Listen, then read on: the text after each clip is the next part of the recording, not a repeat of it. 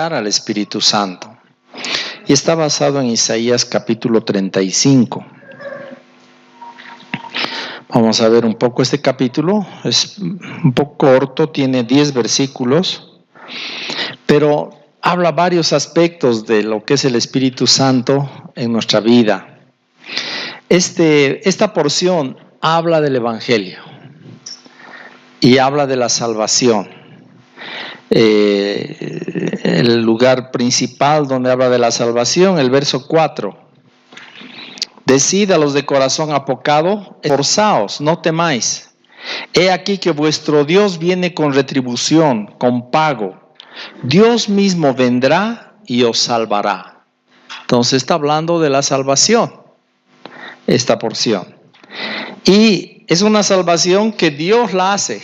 Él mismo viene con el pago y nos salva. ¿No? Vuestro Dios viene con retribución. Ustedes saben cuál es la retribución. Ha sido Cristo. La retribución para nuestro rescate. Empieza la porción hablando de una alegría en el desierto y la soledad. Se alegrará en el desierto y la soledad. El yermo se gozará y florecerá como la rosa. Florecerá profusamente y también se alegrará y cantará con júbilo. La gloria del Líbano le será dada, la hermosura del Carmelo y de Sarón. Ellos verán la gloria de Jehová, la hermosura del Dios nuestro. ¿De qué está hablando aquí la palabra? El yermo es un terreno baldío que nunca se ha habitado y nunca se ha cultivado. Ese es un yermo, un terreno vacío. Y dice que se va a gozar y florecer como la rosa. ¿De qué está hablando la palabra?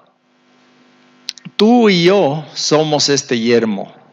Somos ese terreno que no producía fruto para Dios, un terreno baldío. Éramos como un desierto que no producía nada fructífero espiritual para Dios y que ha venido la salvación de Dios y nos ha cambiado en flores, en un terreno que florece profusamente y se alegra y canta con júbilo. Se le va a ser dada la gloria del Líbano, la hermosura del Carmelo y de Sarón. Ellos verán la gloria de Jehová, la hermosura del Dios nuestro. Solo alguien que ha nacido de nuevo puede percibir la gloria de Jehová y la hermosura de Dios, ¿no? Está hablando de los que han vuelto a nacer, de los que están en Cristo. Luego el verso 3 dice: fortaleced las manos cansadas, afirmad las rodillas endebles. Decid a los de corazón apocado, esforzaos, no temáis. He aquí que vuestro Dios viene con retribución, con pago. Dios mismo vendrá y os salvará. Es un aliento para nosotros, para que entendamos que Dios está de nuestro lado o nosotros del lado de Él, pero estamos en una misma empresa con Dios. Estamos aquí para hacer lo que Dios ha dispuesto a hacer en su corazón. Y Él lo va a hacer. Él lo va a hacer. Porque cuando Dios nos llama a hacer algo, Él provee lo que se necesita. No depende de nuestra capacidad.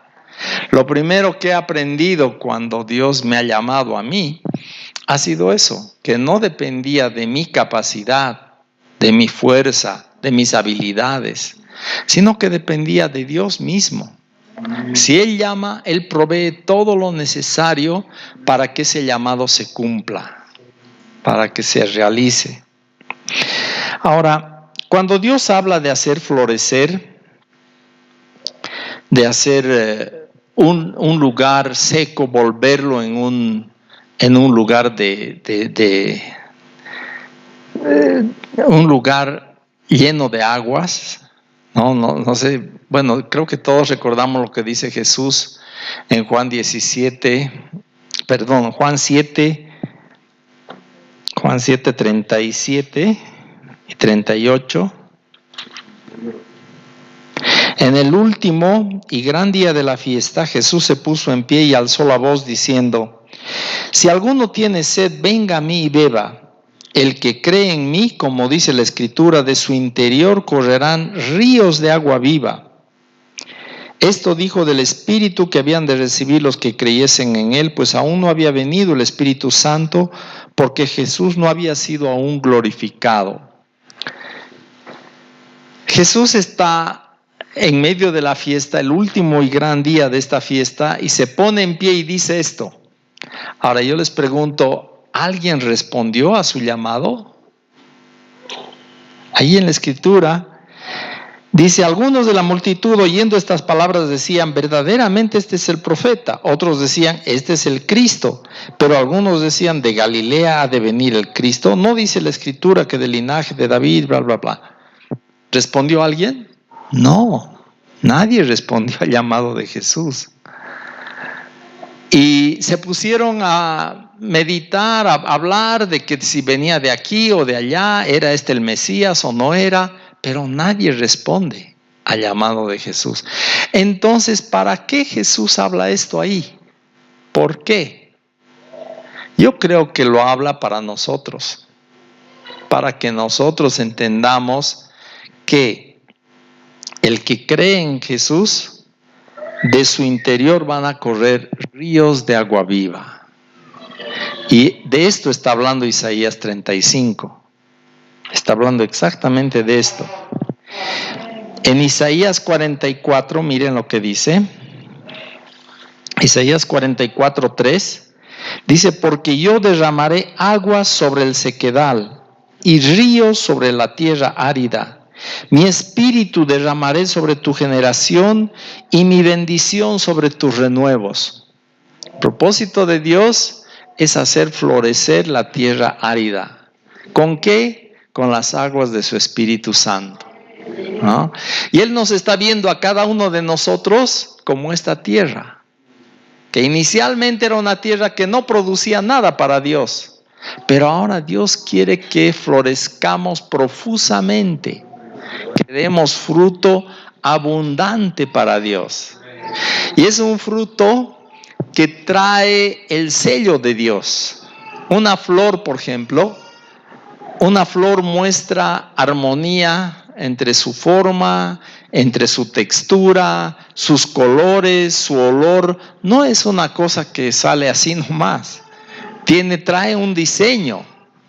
Y para que una planta florezca profusamente, abundantemente quiere decir, Dios está esperando que nuestras vidas muestren su diseño, muestren su gracia, su hermosura. Ellos verán la hermosura del Dios nuestro, dice el verso 2. ¿Por qué? Porque Dios quiere que nosotros, viendo su hermosura, nosotros seamos un reflejo de eso al mundo. El mundo no puede ver la hermosura de Dios, pero el mundo puede ver una vida cambiada. Y el mundo puede apreciar estas características de Dios en una vida cambiada, que muestra la gloria de Dios, que refleja su gloria. Volvemos a Isaías 35. Verso 5. Entonces los ojos de los ciegos serán abiertos y los oídos de los sordos se abrirán. Entonces el cojo saltará como un ciervo y cantará la lengua del mudo. Otra vez les pregunto, ¿quiénes serán estos cojos, ciegos, mudos que van a saltar, que van a cantar? ¿Adivinan o no? Somos nosotros, que éramos ciegos, mudos, mancos, cojos para Dios, que Él nos ha rescatado para que seamos ahora saltarines, seamos habladores, cantores y expresemos la gloria de Dios. En nuestra incapacidad, Dios nos hace capaces. En nuestra debilidad, Dios es fuerte. Y Él quiere esto, que saltemos como un ciervo, cantemos. La lengua del mudo, los ojos de los ciegos serán abiertos, los oídos de los sordos se abrirán.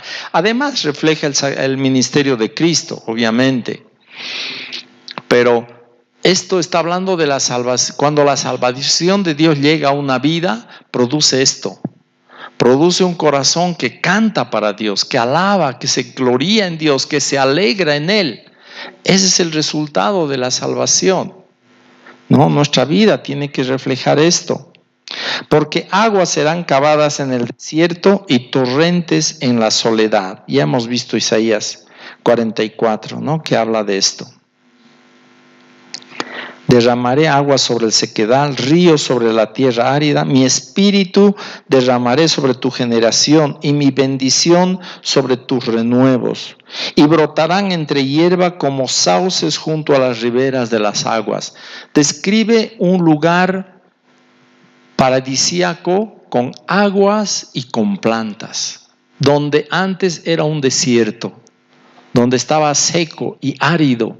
Ahora es un lugar donde brotan las aguas. Es nuestra vida, hermanos. Cada una de nuestras vidas tiene la necesidad y el deber de expresar ese río de agua viva que el Señor habla en Juan 7. Ahora, Dios nos ha dado una figura que Él ha diseñado desde el principio, antes de hacernos hombre y mujer, para que entendamos lo que es la sensibilidad al Espíritu Santo. Es un tema un poquito incómodo. Les voy a hablar un poquito de la circuncisión. Yo sé que todos aquí deben saber lo que es la circuncisión. Creo que todos somos casados además. Pero aparte de lo natural de la circuncisión, lo que está en el corazón de Dios es que nuestro corazón sea un corazón sensible a la voz del Espíritu. Eso está en el corazón de Dios. Y para expresarnos y mostrarnos una figura de esto, es que ha hecho la circuncisión física. Solo para mostrarnos una figura. Ahora, claro, los médicos actualmente reconocen que la circuncisión física es una medida que ayuda porque da mayor higiene, etcétera, y ayuda inclusive a la mujer, porque se ha comprobado que la falta de higiene en el varón puede producir enfermedades en la mujer, como el cáncer uterino, etcétera. Entonces, ¿qué hay en el corazón de Dios con respecto a la circuncisión? Si vemos Romanos capítulo 2, versos 28 y 29, dice así: pues no es judío el que lo es exteriormente, ni es la circuncisión la que se hace exteriormente en la carne, sino que es judío el que lo es en lo interior. Y la circuncisión es la del corazón, en espíritu, no en letra, la alabanza del cual no viene de los hombres, sino de Dios. Esto es algo que está en el corazón de Dios y que Dios espera de cada uno de nosotros. Esta circuncisión se aplica a hombres y mujeres, no se aplica solamente a hombres, ¿no? A diferencia de la circuncisión física. Porque las mujeres también tienen un corazón que Dios quiere que sean sensibles al Espíritu Santo. Se aplica a hombres y mujeres. Y Dios alaba al que es circuncidado de corazón. Esto le complace a Dios. Dios expresa una alabanza para el que es circuncidado de corazón.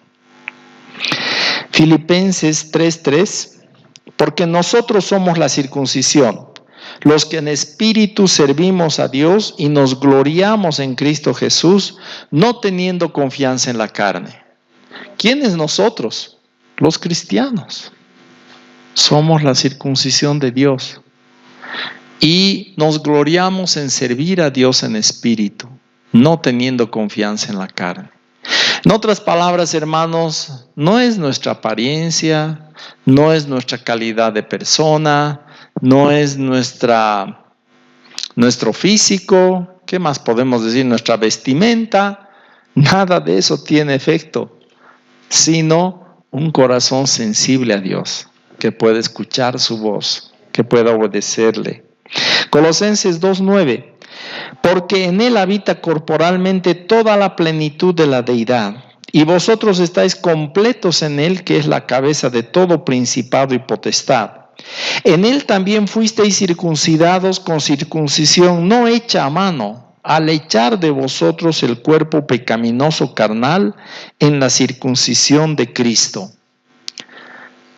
Jesucristo no tuvo pecado y según la palabra, Él fue circuncidado, aunque físicamente también, pero su corazón fue hecho sensible para escuchar a Dios. ¿Se acuerdan que Jesús dice en el Evangelio de Juan, yo no hago nada sino lo que veo al Padre hacer? Yo no digo nada sino lo que escucho del Padre. Ese es un corazón circuncidado. Y la palabra dice que en Cristo nosotros también hemos sido circuncidados. Hemos recibido esa sensibilidad espiritual cuando se ha echado de nosotros el cuerpo carnal de pecado. ¿Dónde ha pasado eso? En la cruz. Ahí Dios ha matado la parte de nosotros que era esclava del pecado.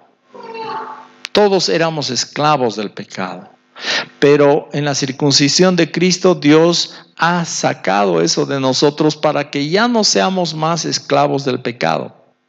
Ahora podemos escoger si vamos a obedecer a Dios o no. Espero que siempre escojamos obedecerle, pero tenemos esa opción que antes no teníamos. Antes el pecado mandaba y nosotros obedecíamos, pero ahora podemos escoger si vamos a obedecer o no a Dios. Y el Espíritu Santo nos lleva a obedecer.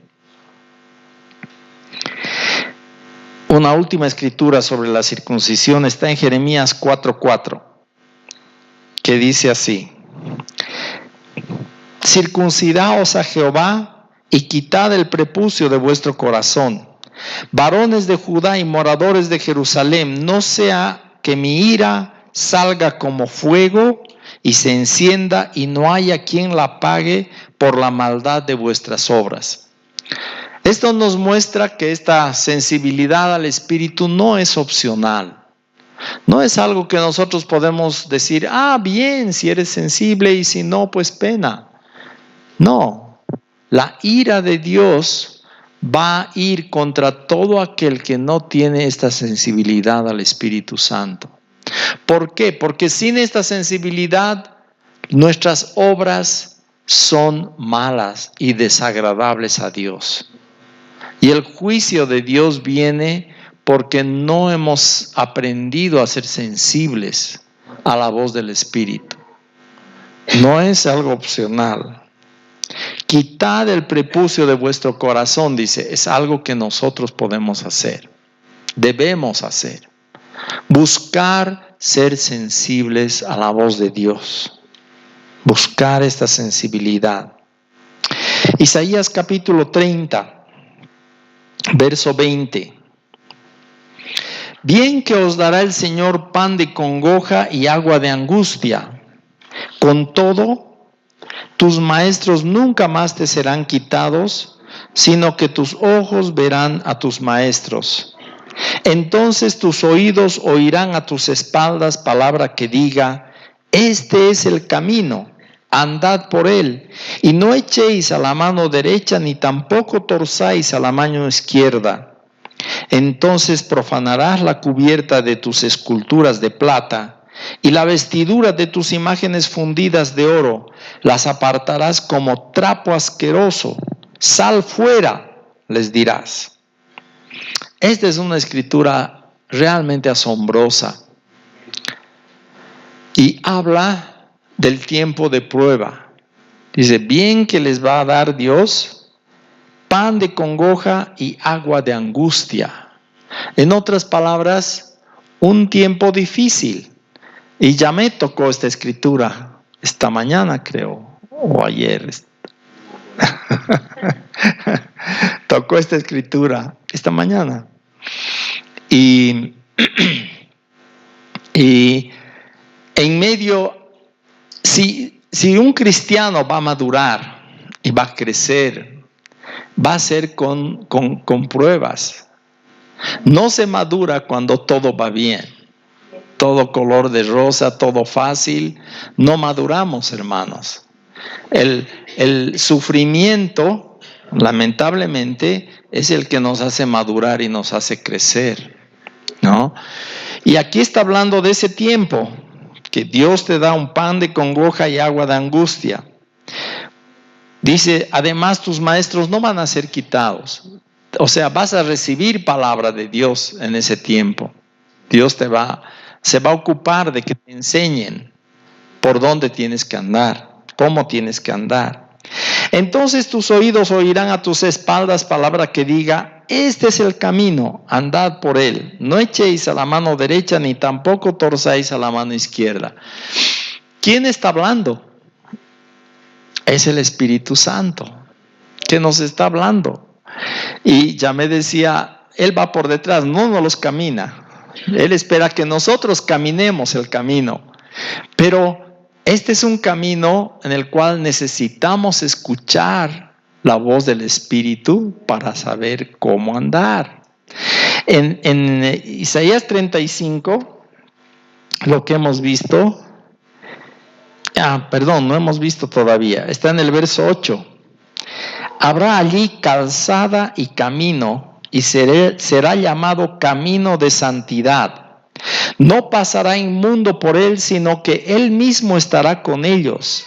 El que anduviere en este camino, por torpe que sea, no se extraviará. Este camino de santidad es como una carretera que Dios ha puesto delante de nosotros. Es una carretera, no es un sendero, es un camino bien hecho para que corramos en él. No es para andar despacito, es para correr. Y se refiere a la manera en que uno que está lleno del Espíritu puede correr en Dios. ¿Cómo podemos avanzar rápidamente? Lo que no ha pasado en nuestra vida en muchos años de esclavitud al pecado, Dios puede hacerlo en un momento en nosotros, porque nos enseña a vencer la tentación, a vencer la atracción del mundo, a vencer cualquier tentación que se presente, y nos enseña a correr la carrera. Solo que es un camino de santidad. No pasará inmundo por él, sino que él mismo estará con ellos. ¿Quién es este él mismo? Es Dios, que va a estar con nosotros en este camino de santidad. No nos dice, ya, yo te he inscrito para la carrera, ahora corres tú. No. Él está con nosotros y Él nos ayuda a caminar en este camino. El que anduviera en este camino, por torpe que sea, no se va a extraviar. Adivinen quiénes son los torpes. Todos nosotros somos torpes. Si dependiera de nosotros, nos extraviamos en la primera curva. Pero Dios mismo está con nosotros para ayudarnos, para que no nos perdamos. para que andemos rectamente. Miren verso 9, no habrá allí león, ni fiera subirá por él, ni allí se hallará para que caminen los redimidos. Dios ha allanado toda perturbación. El enemigo en este camino no tiene lugar, porque es un camino de santidad y de eso Satanás no conoce. No, él ha menospreciado la santidad de Dios y se ha salido del camino. Entonces solamente el Espíritu Santo es el que nos habla y nos guía y podemos caminar en este camino. Podemos correr en este camino. Ahora, el Señor Jesús nos habla de escuchar al Espíritu en Juan 14, 25, dice, os he dicho estas cosas estando con vosotros, mas el Consolador, el Espíritu Santo, a quien el Padre enviará en mi nombre, Él os enseñará todas las cosas y os recordará todo lo que yo os he dicho. Entonces el Espíritu Santo viene a recordarnos, a enseñarnos lo que está en el corazón de Jesús, toma de lo que es de Jesús para revelárnoslo, para que nosotros podamos correr en este camino. Una cosa más que quiero enfatizar de la anterior escritura, de Isaías 30, es el verso 22. Dice, entonces profanarás la cubierta de tus esculturas de plata y la vestidura de tus imágenes fundidas de oro. Las apartarás como trapo asqueroso. Sal fuera, les dirás. La principal obra del Espíritu Santo en nuestra vida es sacar toda idolatría. Cuando tú escuchas la voz del Espíritu y te dispones para correr en ese camino de santidad, lo que el Espíritu hace es mostrarte tus idolatrías. Todas las cosas que están impidiendo este mover de Dios en tu vida y que te están impidiendo correr en el camino de santidad. Te muestra tu idolatría. Y nuestro corazón, que antes era idólatra, todos nosotros, cambia. Cambia de tal modo que ahora hay un aborrecimiento hacia la idolatría, ¿no? Hay dos cosas. Un amor hacia Dios, un deseo de agradar a Dios, y al mismo tiempo hay un aborrecimiento de todo lo que es idolatría. Miren esta actitud, creo que es una de las escrituras más fuertes en la palabra contra la idolatría. Apartarás como trapo asqueroso. ¿Por qué es un trapo asqueroso? Ustedes saben dónde está la idolatría. No está fuera del hombre, está dentro del corazón. Cuando hay una idolatría es porque esa idolatría la hemos amado, ¿no? Le hemos amado más que a Dios. Eso es exactamente la idolatría. Cualquier cosa que tú ames en tu vida más que a Dios es una idolatría. Y la obra del Espíritu, cuando la escuchas, te hace aborrecer eso y amar, buscar el agradar a Dios. Que tu vida, que tu corazón cambie.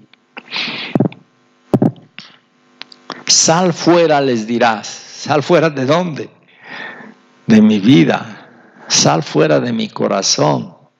Ya no quiero más. Es un aborrecimiento por todo lo que Dios aborrece. Es un aborrecimiento por el pecado. Es un aborrecimiento por toda inmundicia, todo lo que nos contamina. Sacarlo de nuestro corazón. Y que Dios sea glorificado en nosotros. Que nuestra vida complazca el corazón de Dios. Qué lindo poder vivir una vida donde tú sabes que tus pensamientos, la actitud de tu corazón, los dichos de tu boca son agradables a Dios. No estás viviendo para ti, sino para agradarle a Él. Dios se complace con eso. Jesús dice en Juan 16, 12 al 14, aún tengo muchas cosas que decirles, pero ahora no las pueden sobrellevar. Pero cuando venga el Espíritu de verdad, Él les guiará a toda la verdad, porque no hablará por su propia cuenta, sino que hablará todo lo que oyere y os hará saber las cosas que habrán de venir. Él me glorificará porque tomará de lo mío y os lo hará saber. El Espíritu no tiene una voluntad propia, sino que busca glorificar a Cristo y glorificar al Padre. Y eso es lo que Dios quiere revelarnos, lo que el Espíritu quiere revelarnos es cómo andar una vida que glorifique al Señor, que sea sensible a su voz y le glorifique a Él. Y realmente, como decía Yamé en la primera reunión, es el que ha muerto, el que puede vivir así. Es el que ha muerto a sí mismo, ha muerto a sus propios deseos, a su propia agenda, el que puede agradar a Dios de esta manera, ¿no? Una vida que le glorifique a Él, que exalte al Señor. Y los últimos versículos de Isaías 35, 10, verso 10. Y los redimidos de Jehová volverán, y vendrá nación con alegría y gozo perpetuo habrá sobre sus cabezas. Tendrán gozo y alegría y huirán la tristeza y el gemido. Esta es una canción que cantábamos hace muchos años, ¿no? Es una canción, un verso que expresa la alegría y el gozo perpetuo sobre nuestras cabezas, sobre las cabezas de aquellos que están agradando a Dios. Creo que eso es.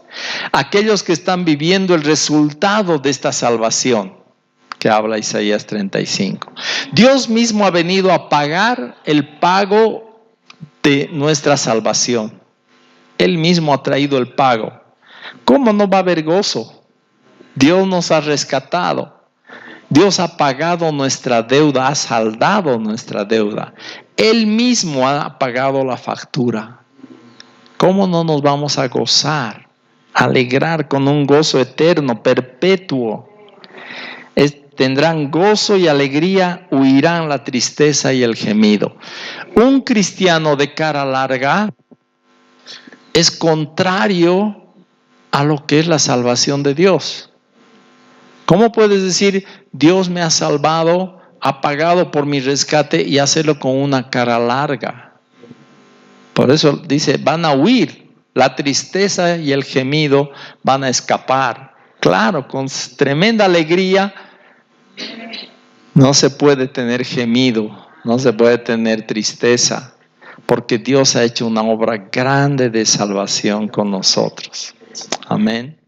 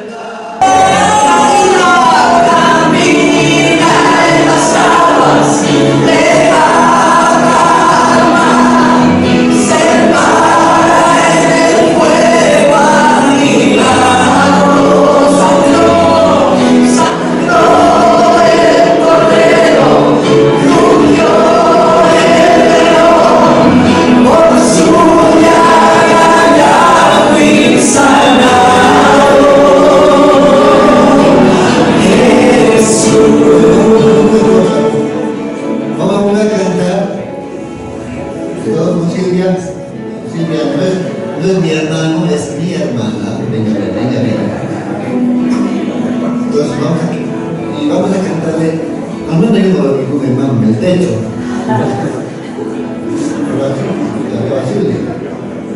¿Cierto? Entonces vamos a cantar así, mirando a los ojos. ¿Sí? ¿Podemos cantar?